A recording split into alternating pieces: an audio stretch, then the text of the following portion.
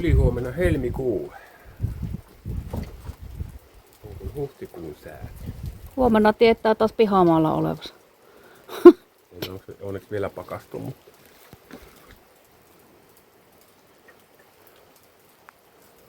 just kylvää hiekkaa sitten, kun se rupeaa pakastumaan, se jää tohon kiinni. Tuolla on meidän vessa.